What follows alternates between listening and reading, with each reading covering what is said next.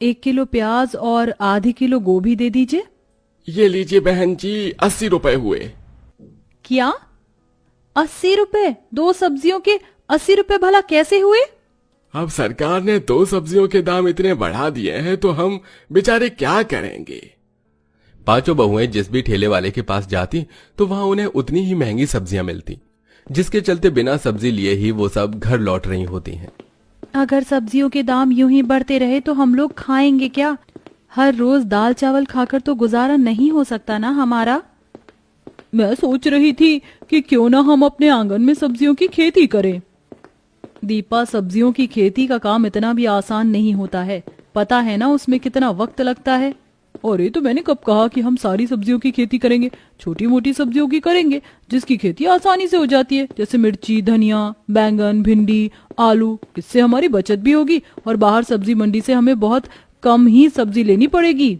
दीपा का ये आइडिया बाकी की चारों बहुओं को काफी पसंद आता है, जिसके बाद अब वो पैसे मिलाकर थोड़े बहुत सब्जियों के बीज लेकर आती हैं और उन्हें अपने आंगन में अच्छे से बो देती हैं। और कुछ हफ्तों में अब उनके आंगन में ही तरह तरह की सब्जियां उगने लगती हैं।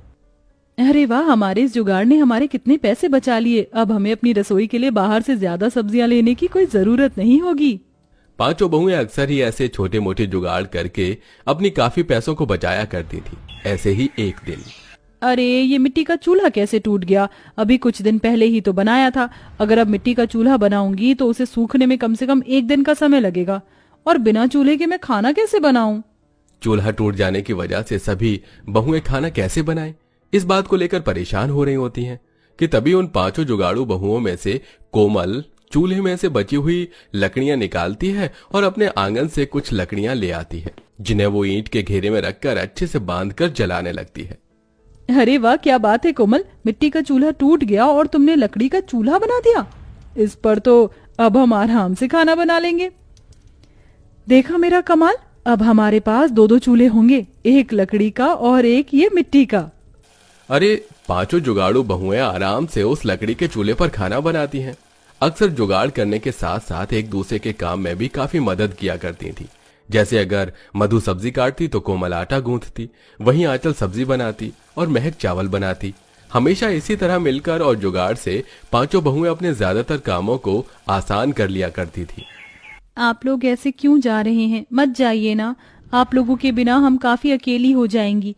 आप लोग यहाँ कर तो रहे हैं काम, कम पैसों में भी हमारा ठीक ठाक गुजारा चल रहा है। हम किसी भी दिन भूखे नहीं सोते हैं, वो क्या कम है? अरे आंचल, तुम लोगों को ऐसे छोड़कर शहर जाते हुए भी हमें अच्छा नहीं लग रहा है, लेकिन हम पांचों भाई शहर घूमने फिरने के लिए तो नहीं जा रहे ना, बल्कि इसलिए जा रहे हैं कि वहां पर हम अच्छी नौकरी ढूंढ सकें। हम लोग तो कम पैसों में भी अपना गुजारा कर लेते हैं, लेकिन अगर कल को हमारे बच्चे होंगे तो उनके भविष्य के लिए तो हमें पैसों का इंतजाम करना ही पड़ेगा ना, ताकि उन्हें हम कभी किसी चीज की कमी महसूस न होने दें। पांचों भाई अपनी अपनी पत्नियों से गले मिलते हैं और नौकरी की तलाश में शहर चले जाते हैं। वहीं पांचों जुगाड़ू बहू पहले की तरह रहने लगती हैं।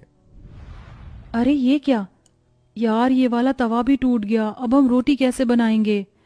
चूल्हे पर तो हम कच्ची रोटी नहीं सेक सकते, और अगर तवा लेने के लिए गए तो 300 रुपए से कम का तवा नहीं आएगा। बिना तवे के हम लोग रोटी कैसे खाएंगे? सभी बहुएं तवा टूट जाने की वजह से काफी परेशान होती हैं कि तभी आंचल चूल्हे के ऊपर एक बड़ी सी कढ़ाई रखती है और रोटियों को बेल कर उसके अंदर रख देती है। चूल्हे की गर्मी से कढ़ाई काफी गर्म हो जाती है, जिस पर अब आंचल काफी अच्छी रोटी सेक लेती है।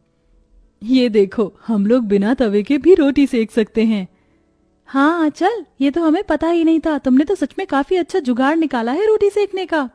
पांचों जुगाड़ू बहुएं आराम से कढ़ाई में एक साथ ही काफी सारी रोटियां सेक लेती हैं, जिससे उनका काफी समय भी बच जाता है और ऐसे ही कुछ वक्त और गुजरता है। मधु हर रोज की तरह चूल्हे पर सब्जी बना रही होती है, लेकिन इस बार गलती से मधु से सब्जी में कुछ ज्यादा ही लाल मिर्च गिर जाती है और वो सब्जी काफी बन जाती है।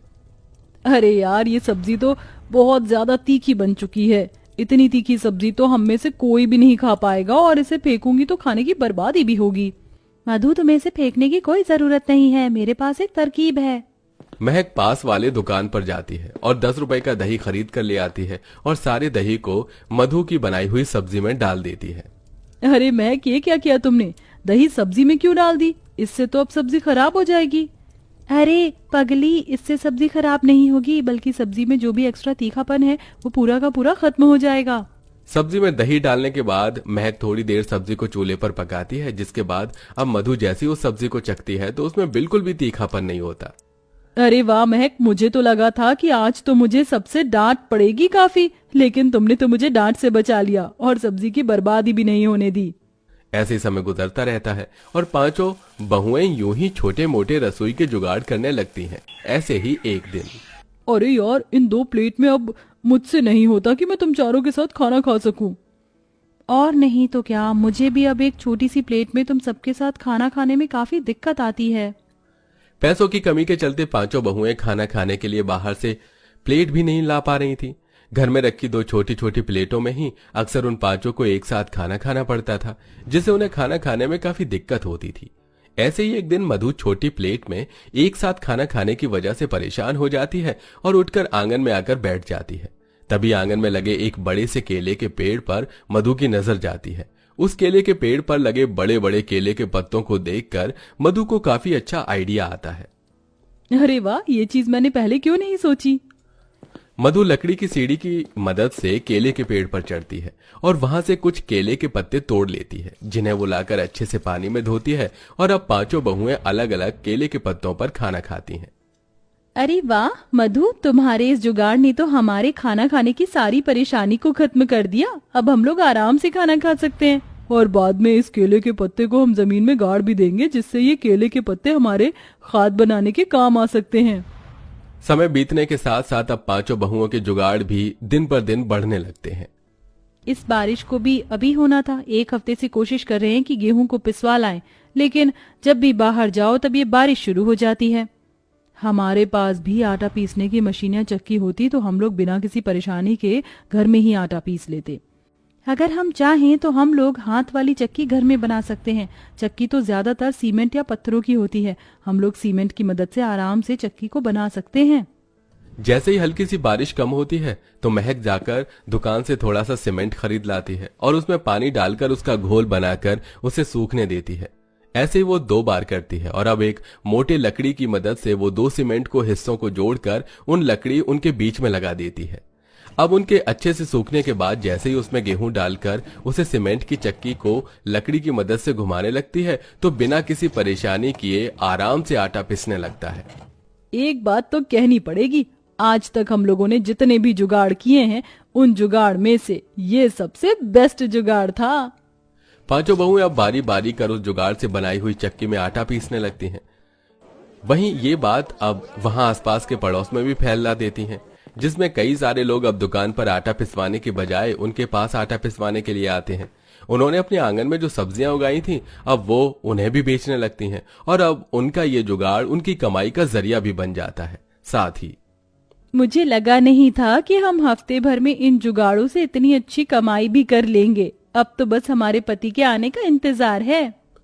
ऐसे ही कुछ समय गुजर जाता है और पांचों बहुएं यूं ही कोई ना कोई अलग जुगाड़ करती रहती हैं और तकरीबन कुछ महीनों के बाद पांचों बहू के पति भी अब शहर से वापस आ जाते हैं और साथ में अच्छे खासे पैसे भी लाते हैं, जिनकी मदद से अब वो लोग अपने छोटे से गांव में ही अपने खुद का कारोबार शुरू करते हैं। वहीं अपने जुगाड़ से उनके कारोबार शुरू होने में मदद करती हैं और पूरा परिवार मेहनत और जुगाड़ से अपनी परेशानियों को हल करता है और अब साथ में हंसी खुशी रहते हैं।